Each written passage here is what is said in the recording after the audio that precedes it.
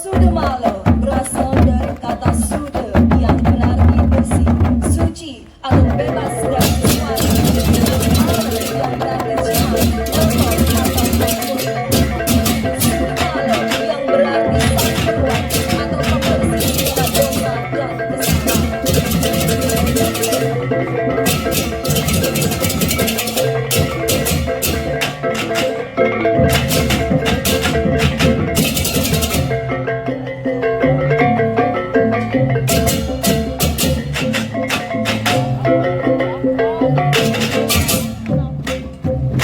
Malen ngomong tentang waning cerita.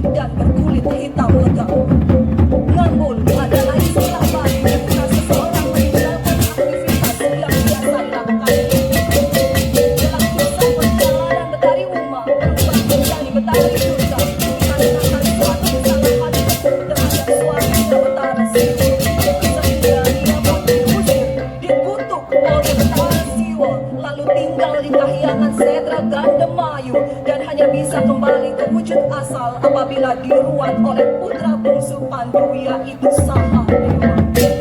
Pada suatu ketika Betari sedang bertemu dengan Sahadewa, meminta agar Sahadewa meruatnya, tetapi Sahadewa menolak karena merasa tidak mampu.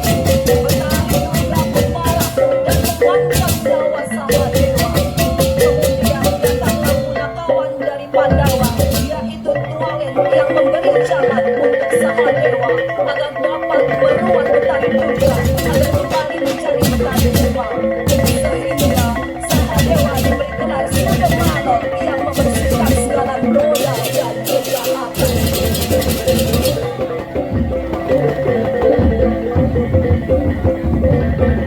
Fenomena pada zaman sekarang, terlupakannya atau semakin menipisnya pemahaman tentang Sudamala, yaitu konsep gelap dan terang yang harus bergerak secara seimbang untuk mencapai sebuah keharmonisan.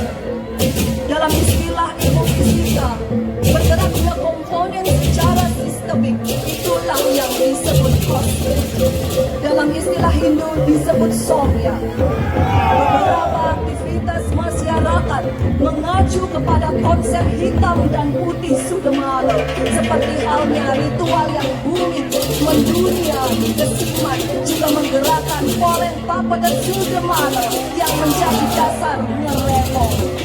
Itulah semestinya kita tidak pernah melupakan konsep Sudamala. Kita harus menjaga eksistensi Sudamala untuk sebuah kesejahteraan.